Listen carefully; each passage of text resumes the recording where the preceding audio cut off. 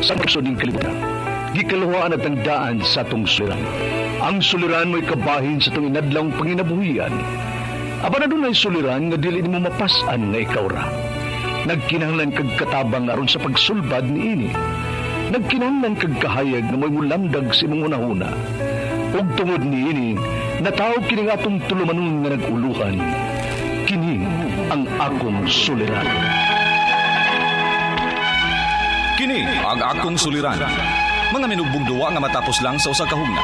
Mga kinutlog gikan sa mga suwat sa mga minahal namong tigpaminaw. Busa kung aduna kamoy suliran nga naggumon karon sa inyong galamhan, suwata ka na og ipadala ning atong tulumanon. Kini ang akong suliran. Aron kabuhatan ka na og duwa sa kahanginan og pagatambagan sa mga bulawanong hunahuna. Kini ang akong suliran. Kini ang akong suliran. Sinumat ni Teresa Tirul Soria, ubos sa direksyon ni Ingrid Miss Iver Tudaso. Dalit kaninyo sa RMN Drama.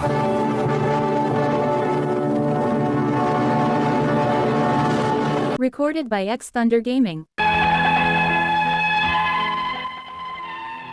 Maayong adlaw kaninyong tanan nga nagpaminaw karon, ning tulumanon kini ang akong suliran. Ilabi na kaninyo Dr. Rene Obra ug Attorney Elaine Bathan. Ingon man sa mga artista nga maghatag og kinabuhi ning akong suwat suliran. Ako si Filma, hingkod ang pangidaron, minyo ug may 5 ka mga anak, taga Buanoy, Balamban, Cebu. Punto legal kining akong suliran, kabahin kini sa yuta sa akong ugangan. Naprinda man gud niya tong 2011. Aron inyo hisabtan, ingon inyang mga paghita po.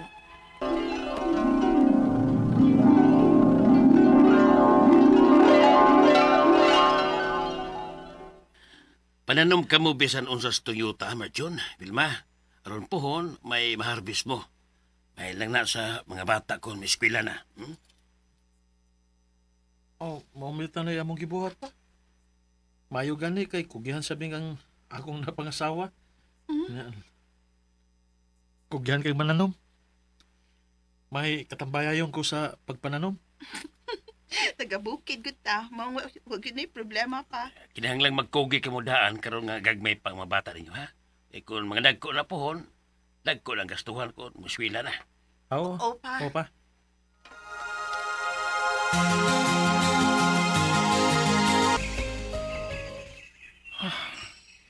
Kutasan ni mga trabaho ta sa bukid eh. Di lalim ang mananom. Init og uwan ang atong gisagubang. Sige lang, uy. Kaysa manas kiingon ni Papa. Nga maayon na lang, may anihon tapuhon. May ma-harvest na pa. Antos lang sa tagkaron. Mao pa may atong pagpananom. Maluagan na lagi tapuhon kung mag-harvest na lang ta sa bunga ning atong kahago karon.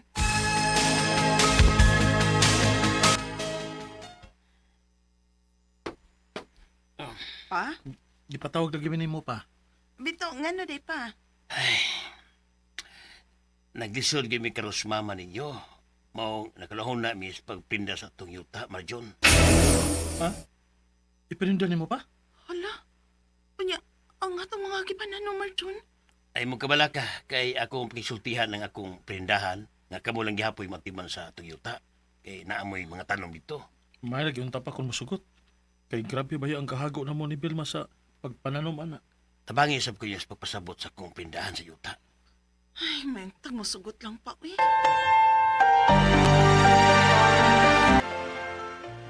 Wa na'y problema na ako, Ernesto. Kaya nga akong anak nga nidawat sa pagprinda ni mo, ana, tuwa man sa gawas. Dili man makaatiman sa yuta. Unya, tiguang nasad ko. Dili sad ko makatikad ni ini. Hala, salamat taon kay ma'am, uy.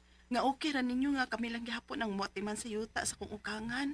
O kami lang gihapon ang muatiman sa among pananom. Pagtulto lang kamo sa paghatag og bahin sa abot sa yuta.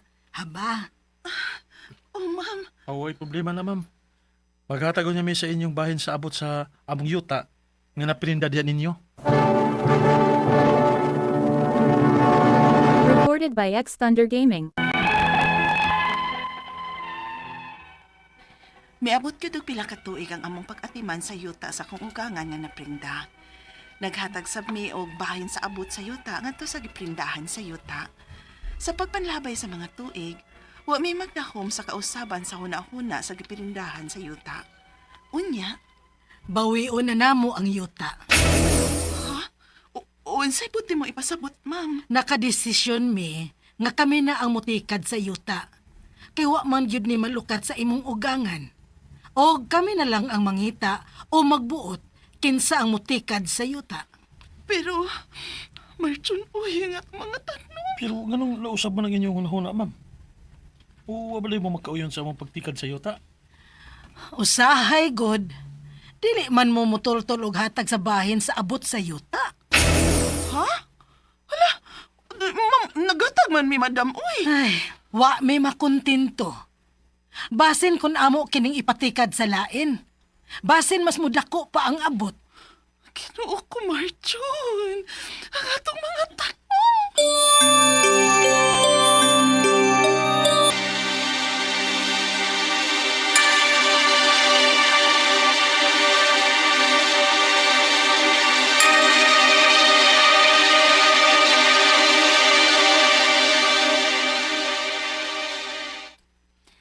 Mao ba day, Vilma? Uy, kagkukulkod anak. Lagi tayo, uy. Mag-unsan man lang mi ani Marjon. Ding eskwela na ba ang tanan namong mga anak? Murag sa akong naibawaan, kung kamo ang tag-iya sa yuta, kamo manggod ang priority nga motikad ini? Mo ba, day? I-fight ninyo na iyong katungod, uy. Kay, prinda rabaya ng yuta, di ba? Wa man ka napalita. Kani. So, dili pa na ilang yuta. Prinda raman na. Mao nga dili mo pwedeng kuhaan sa inyong katungod sa pagtikad sa yuta. Ilabi pa, kay kamo ang nananom anang mga tanom diha.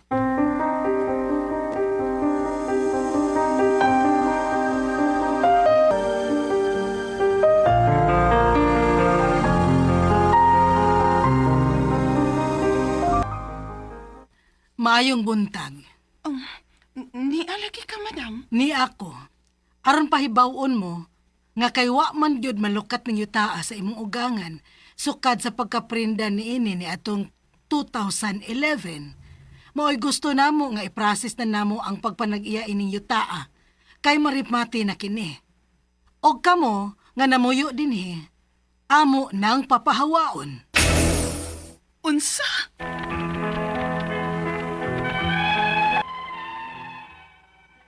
Sakit kayo sa among buot, nga ingon anaon lang mi kasayon nga papahawaon sa yuta, nga among gihaguan ang among mga tanom sa pagpananom, ingon man ang among gitukod nga bay.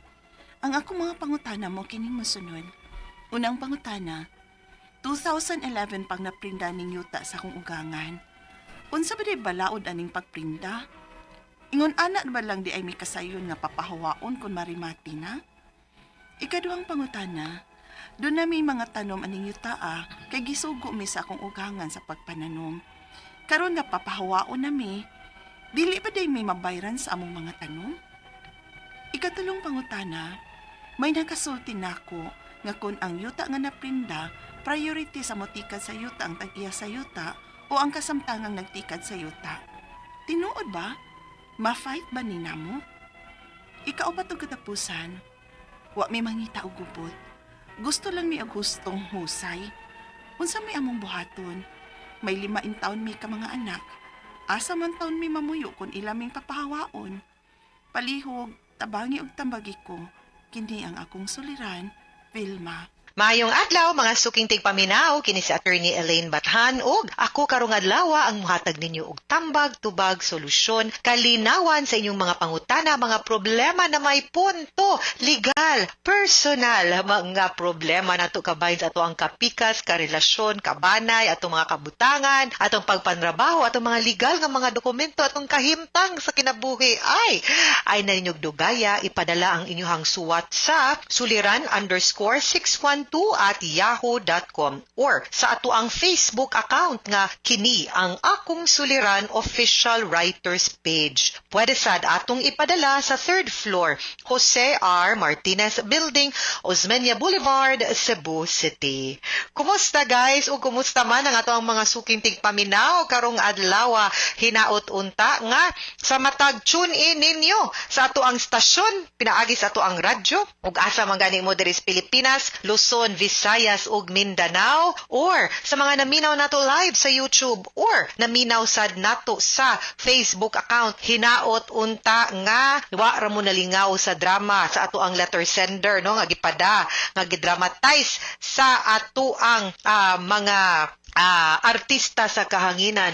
Kung dili, no, ato yung hinaot ko nga unta inyog yung gitagaan og pag chance or opportunity nga masabtan ninyo ang mga tubag either nako sa mga legal nga pangutana or kang Dr. Rene Obra sa mga punto legal nga mga pangutana kay wa ta kabaw, although of course palayo, no, pero og mabutang mo ginana nga sitwasyon or kainyuhang kaila, inyuhang mahal sa kinabuhi, at least naamoy mahatag pod nga tambag. Pero ay po magpataka ha, kay tingaling magpakadoktor pod mo or magpakaabogado, ayaw pod, no.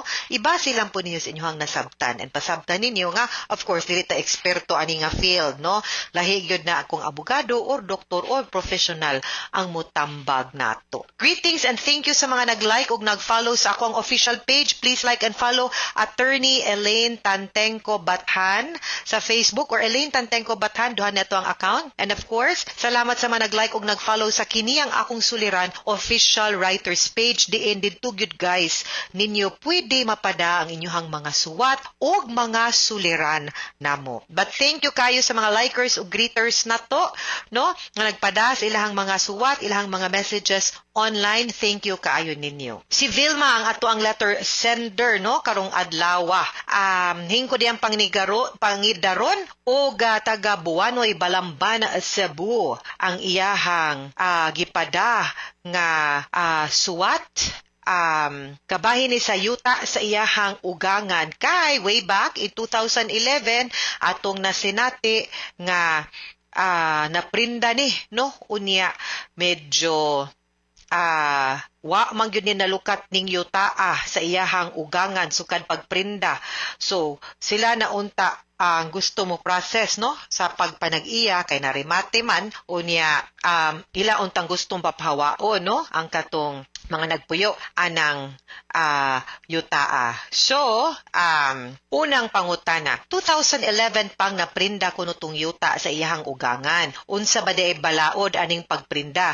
Ingon ana na ba lang di ay mi kasayon nga papahawaon kung marimate na. Okay, ani ni siya. Ang kanang pagprinda nato sa yuta covered na siya sa law on mortgage, no? Nga kumingon tag mortgage, prinda tawag ana, kinahanglan nga sakto og balido ang mga dokumento sa pagprinda or pag-enter into a real estate mortgage para unsa man gyud ng prinda. Ang kanang prinda, gigarantiya nato ang usa ka butang, usually yuta or real property, para sa panahon nga di ta kabayad sa atong utang. So mahugid na siya nga accessory nga kontrata.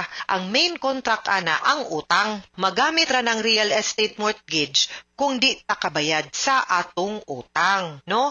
So, mahug siya garantiya ba nga kung di ka kabayad aw ang yuta mo'y isip mahimong bayad. Now, usually kaning mga loan or kaning mga utang naman ni period kung kanus-ad dapat bayaran. Okay? So, ang kaning mga yuta kung kanus-an ni siya dapat bayaran, mo abot na ganin yon nya wasi bayaran na, no? Ang yuta mao ganito na pangbayad kay wa man kang bayad simong utang nya ang sabot ana nga ang utang nga di mabayaran ang ibayad gamit ang katong giprinda nimong yuta. Mao na ang procedure nga atong buhaton mo na nga irimate na nato ang yuta. Pero dili na siya automatic ha. Ang need nato ana is ato gyud nga pahibawon, suwatan, and there are procedures duha ka buok, extrajudicial foreclosure or judicial foreclosure, no? Nga mag-adto ta dito sa korte unya i-auction na siya nga kung kinsay uyon nga mupalit anang yutaa ang halin maunay isip bayad si yuta. Pero di sad na siya automatic nga mapunta na ngadto sa katong nakapalit, no? nitubos mo manay tawag usahay palit or tubos sa yuta nga inig tubos niya iyahan na kay naa man ay ginatawag pud nga 1-year redemption period wherein ang katong tag-iya sa yuta na wagtangan baya kag yuta, di ba? Hatagan kag higayon nga mabawi nimo imong yuta basta palito nimo balik isip bayad ba sa iyahang nagasto pagtubos atong yuta with interest, pagtubos sa utang with interest. Now, di gani ka makabayad within the 1 year, mupaso na gani ng usa ka tuig nga redemption period, dinha na mabalhin ang titulo or ang pagpanag-iya from the owner nga ni Prinda nga wa katubos ngadtos ni tubos. Diha pa siya makakuha og katungod nga makaingon siya nga siya na gid ang lehitimo nga tag-iya og maka-exercise siya sa iyang katungod isip tag-iya nga magbuot or mo decide nga papahawaon ang mga namuyo didto kay iyahan naman ng yuta. Okay?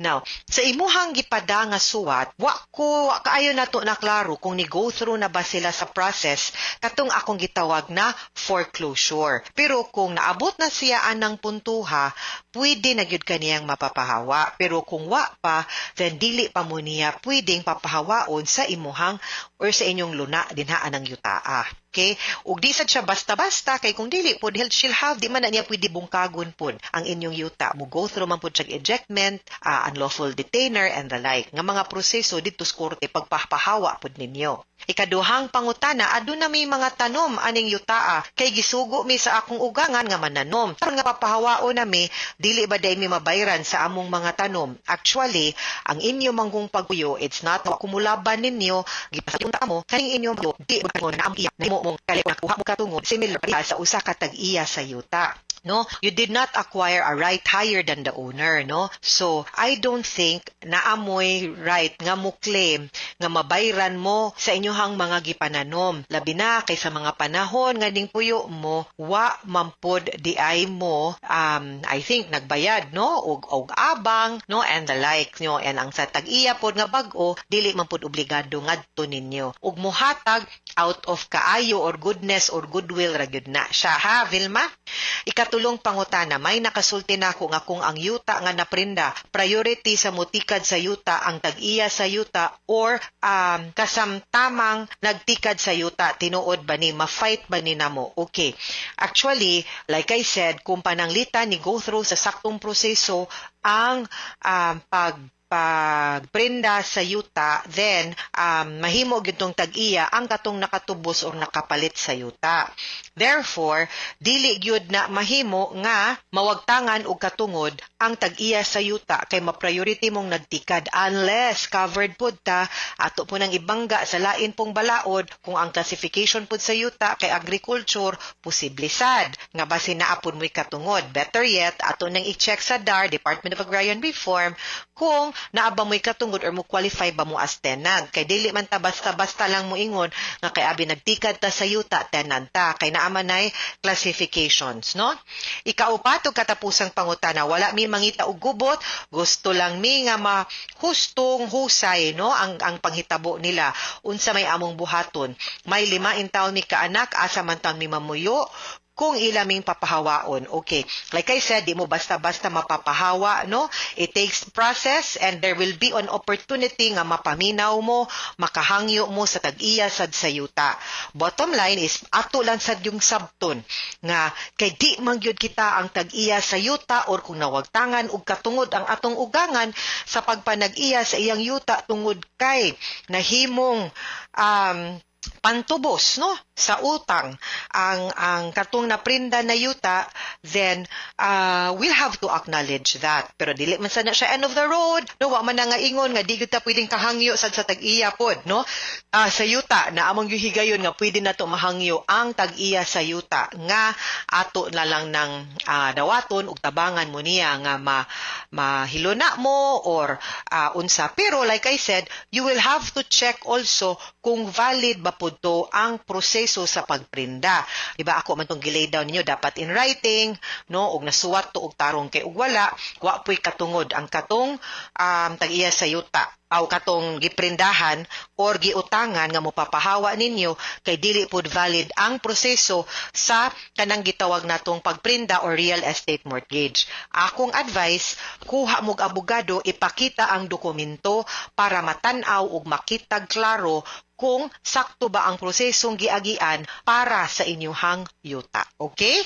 Kay og dili di ay basin di ay dili pud wa pud siya kasukat tungod nga mo remate na siya katungod maningil sa utang kay ang utang pwede man bayran pero kung sayop to ang proseso sa pagprinda di niya pwedeng marimate ang yuta. Kasabot nakanapagapon mo'y utang kailan niyo to bayran of course pero posibleng protektado mo from being deprived of your property. Akong suggestion pangita mog abogado na may mga abogado gihapon nato no so mangita ta og kinsay makatabang nato diri asa manindapitan ni ato ang letter sender taga Balamban na daghang abogado din ha or pada pud ta moduol din ha sa IBP Cebu province no to guide you and help you. Mga sukintig paminaw hinaut unta nga namoy nakutlo na pagtulunan karong adlaw. Kini si Attorney Elaine Bathan, daghan kayong salamat sa inyong pagpaminaw sa atong tulumanon. Hangtod sa sunod nga sugilanon dinhi gapon sa to ang programa kini ang akong suliran gikan sa RMN Production Center Radyo Mo Nationwide. Tatak RMN, daghang salamat og maayong adlaw.